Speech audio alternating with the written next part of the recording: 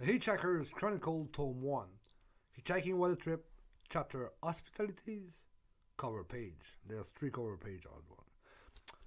One of the joys of hitchhiking is when pure strangers offer their hospitality.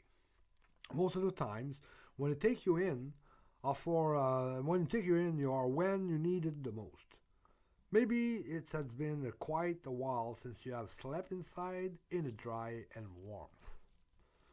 Just by the smell, you wouldn't refuse a shower or a bath and laundry. Who knows, perhaps with a little bonus of a breakfast and our dinner and our supper. Sometimes you get the three of them. Sometimes those people are former hitchhikers or not. But maybe they have family members, siblings, or friends, or acquaintances that are or were hitchhikers, and they have heard from them all kinds of incredible hitchhiking stories, more or less believable. Other hitchhiking joys are when family members, acquaintances, or friends take you in. Perhaps just passing through, or are you are coming back from a trip, and of course, getting ready to leave for another one. One of the things that I have learned, and I try as much as possible to apply, is never overstay your welcome. There is a Czech expression saying, visitors are like fish. After 3 days, it starts to stink or to smell, but I think it's more like to stink. You will have a greater chance to be welcome again with open arms if you don't drag it too long at each visit. I'm sorry for the burp there. But sometimes you have to stay a little longer than first agreed upon. This due to weather, health, or administrative issues. From the bottom of my heart, even though you might not be mentioned in this chapter, I would like to thank you, all of you, that welcomed and took me in. God bless you all. During the summer and fall of 1997, I hitchhiked a good part of Europe for two main reasons. First, looking for work. Second, doing promotion and market research for a rock band, My Dry Willow, from České Budějovice, Czech Republic. I was their North American manager at the time. Traveling with me was a 4-track tapes of their last album, Food of the Soul. Most of the rides which I got during that trip listened tape and entirely or part of it. Like most of them, like maybe a song we had time, or maybe a half, or maybe once, or flipping them over again. In my two notes book, I kept track of all my rides, which explained the detailed spreadsheet included with stories taking place in France and Holland. I would like to thank publicly some of the kind people that have welcomed me into their home or settled me up somewhere like hotel and motel. Please excuse me if I don't recall all of your names.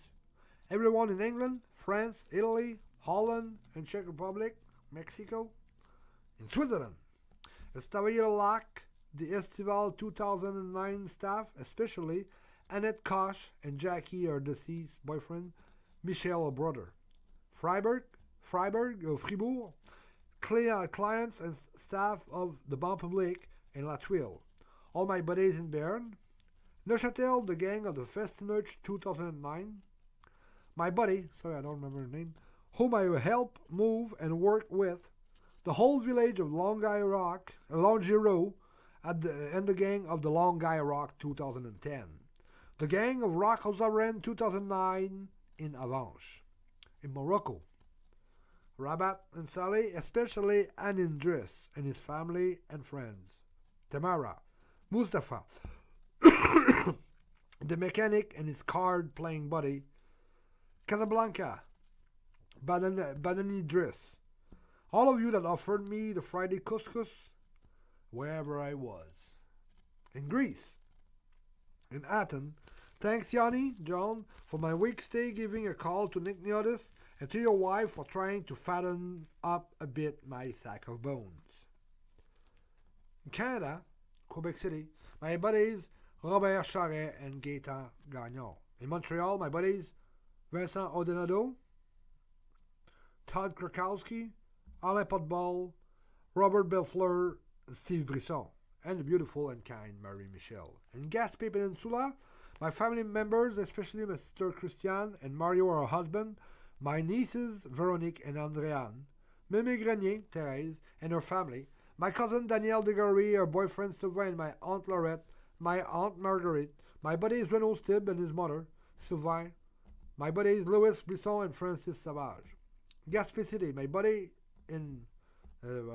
my buddy, my buddy in Gaspé City, Michel Packwood, the whole gang of the Pépinière, la Baie de Chaleur in Sargent, that's down in Passaic, my buddy, Jenny Hogan, la Petite Vallée, the whole gang of Village en Chanson, in Rimouski, my buddy Jean-Marius Boyer Voisineau, the village, okay, and now on Saguenay, the village of Saint Rose du Nord, the gang of Tadoussac, in Arnprior, Ontario, Greg Bam for convincing me in writing this book, British Columbia, Okanagan, Raymond Bonnet and Ghislain Nadeau, deceased, Dominic Bell Rose and his family, Mark and Mireille in Lombi, the whole gang, the whole Van Weston family in Naramata, Vancouver, my buddy Jeff Mischuk for everything, Saskatchewan, Saskatoon, my buddy Woody, Alberta, Canada, the whole Pepper Krause Pepper family, for always taking care of me and making sure that I am fine in everything,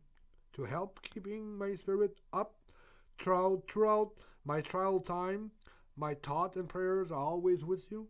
You are helping me keep faith in humanity. May God bless you all. Chapter Hospitalities, France, August 1997. Page 107. Okay? Because the other page is going to cut, but it's not the end of the story of France. But that's page 107. If you could excuse me before going any further in this chapter, since it is titled Hospitalities, I have the duty of mentioning when at the beginning of this journey, on the second night of the journey, Juscelme Gwenaël, reference number 6, welcomed me in his apartment. I had slept the night before on the edge of a cornfield close to the highway, and suddenly I am sleeping inside, showered and fed. After sleeping in the field at the outskirts of Villeneuve-sur-Lot, Hervé Nouvelle, reference 21, had dropped me off the prior night at 11:30 p.m. I woke up that morning a little discouraged or even baffled. For the last 3 days, I had been crisscrossing the south of France trying to find work. I was finding some, but I always hit the same kind of wall, which, no work permit? Well, then, no work. Even though in Canada, many of my from France agricultural co-workers, mostly during the cherries and apple crops harvest, had assured me that working in France during harvest time was quite easy. Some of them had provided me with names of fruit growing area and the types of crops there, and exactly what period of time to go there also. There's no use showing up a month before, there's no use showing up 2 days after. You get there at that time. That's it, right? One just had to show up on the right time, in the right area, and it worked. But in 1997, 2 different phenomena happened. Number 1, the crop harvest time were a month earlier than usual, so when I would show up somewhere for a certain crop, well, I was a month late. 2, more stringent laws regulating and agricultural work were introduced. This caused by the borders opening inside the European Union countries. This brought an influx of millions of migrating agricultural workers roaming around all over Europe, including France. I learned some details of those new, more restrictive laws while walking around Villeneuve-sur-Lot that morning. 2 months prior to each harvest, the farmers had to provide to some administrative department a detailed list of each future employees, including name, passport number, and work permit number. During the last 2 days in the region of Very, Romans, Béziers, Toulouse, Montauban, Ville de Dieu du Temple, Castle Sarin, and Moissac, reference 13, 14, 15, 16, 17, 18, 19, and 20, At many occasions, I heard and saw some little planes, Cessna kind, hovering and doing loops over fields a little bit everywhere. Yeah. I thought there was a flight training school in the area, but that was not the real reason for those aerial acrobatics. Due to the new informatics technology aboard those planes, a specialized technician on board was taking computerized pictures of the fields getting ready to be harvested or being harvested. And if on the list provided by the farmer that there were supposed to be, let's say, in the field, 12 people altogether, the farmer included, and there were 13 or more showing on the picture, immediately the technician on board the plane communicated with the controlling team on the ground, and the field was literally invaded by minivans, motorcycles, and all motorized means at the authority disposition, and everyone present were fine-combed. If some workers that didn't appear on the list were found, well, administrative problems resulted for those workers, perhaps jail or deportation. But much bigger problem awaited the former owner at fault. Those problems ranging from stiff fine, possible jail time, or even loss and seizure of the farmland, while most of them were ancestral properties. It's been in family for 500 years and you just lose it. So what am I supposed to do? I remember the advice that Frank Weber, reference 13, had given me.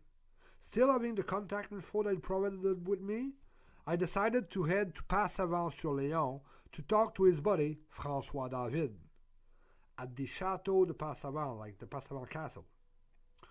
He had told me that they were far away from the main drag and that perhaps they might not be controlled this year yet. So here I am on my way to Passavant-sur-Léon, but first I need to find money.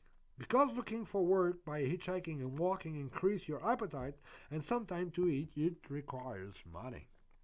I was able to sell for 100 francs, but French francs then, so 100 francs, 4.5 was like 22 bucks or something. I was able to sell for 100 francs my Aventix camera at a used camera store. I ate a sandwich with a good tiny coffee at the gas station. By 1800, the gas station owner talked to one of his customers.